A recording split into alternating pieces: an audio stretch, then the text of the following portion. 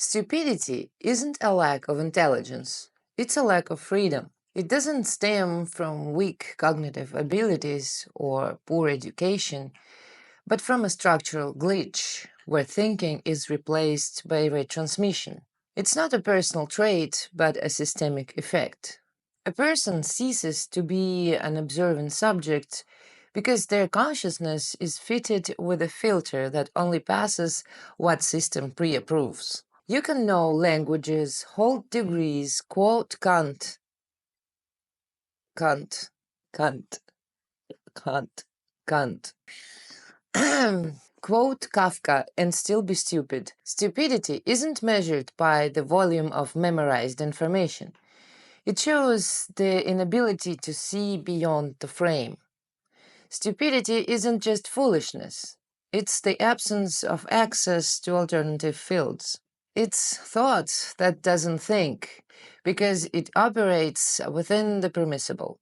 In this sense, stupid isn't an insult, but a technical description of a state where someone reproduces a template without tools to analyze it. The system cultivates stupidity because live thinking threatens its stability. A live mind questions, exposes contradictions, dismantles certainties. Stupidity is safe. It repeats, justifies, defends. It can be polite, confident, even charming, but it doesn't see and doesn't want to. Because seeing means stepping beyond, and stepping beyond brings anxiety. Anxiety is a sign of aliveness which the system seeks to minimize. In conditions where thinking isn't suppressed, stupidity is impossible. A mind unsevered from intuition and meaning unfolds naturally. Stupidity emerges where reaction precedes thought, where why is replaced by that's how it's done. It's not a glitch, but an outcome bred by upbringing, normalization, and relentless repetition that trains you not to notice what's being repeated. Thus, stupidity doesn't reflect a personal flaw. It reflects a form of deep adaptation. People fully embedded in the system don't see absurdities because their filters block inconsistencies. If someone can't grasp the obvious, it's not because they're weak or lazy, it's because their aliveness was deactivated. They were taught to ignore signals, disable doubt, and take an imposed construct as reality.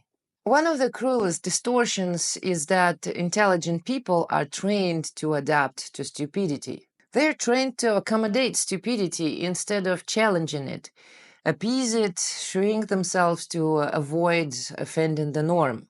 They're taught to mask their clarity, dilute their insights, and pretend they don't see what they see. The result is a chronic state of dissonance. You know something's wrong, but you're not allowed to say it. You feel the glitch, but have to act like everything is fine. This fracture between internal reality and external demands produces anxiety, depression, and burnout. There's nothing wrong with you. You've just been forced to perform sanity within an insane structure.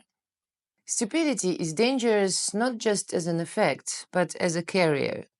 The system normalizes stupidity because it requires a stable circuit where thinking cannot occur.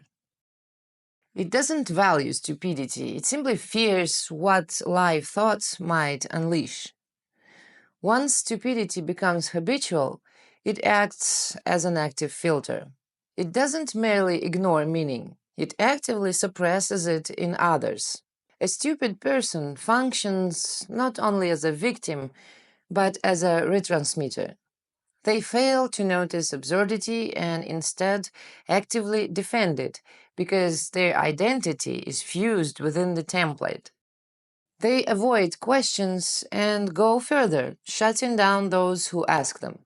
This is the real danger. Stupidity becomes a self-reproducing structure where doubt has no place. The system is safe precisely because it's served by an army unable to see it exists. And so the smartest people too get caught, because intelligence without autonomy becomes a high-performance slave. The more intelligent you are within the system, the better you are at optimizing its logic, perfecting its outputs, justifying its architecture. And that's exactly how intelligence dies, through integration, not ignorance. The system doesn't kill intelligence, it harnesses it. It rewires it into compliance. It trains minds to calculate but not question, to articulate but not rebel. A smart person in a stupid paradigm is not a rebel by default.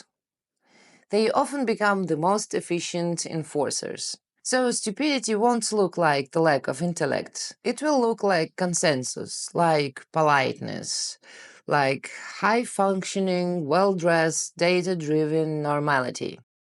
It will sit in conferences and design tools of surveillance. It will speak of values while automating obedience. It will declare progress while exterminating awareness.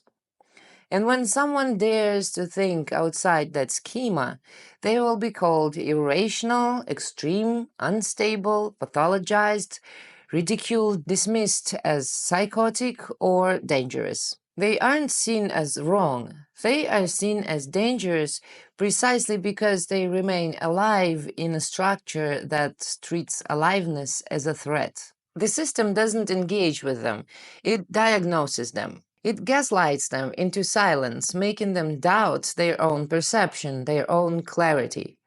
They're taught to see their awakening not as truth, but as madness.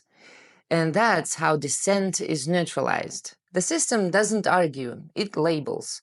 It sidesteps dialogue and resorts to psychiatric branding to silence clarity. But you're not alone. There are millions like you silently choking on the same unspoken truths, each thinking they're the only one who sees it, each trained to stay quiet to avoid being labeled.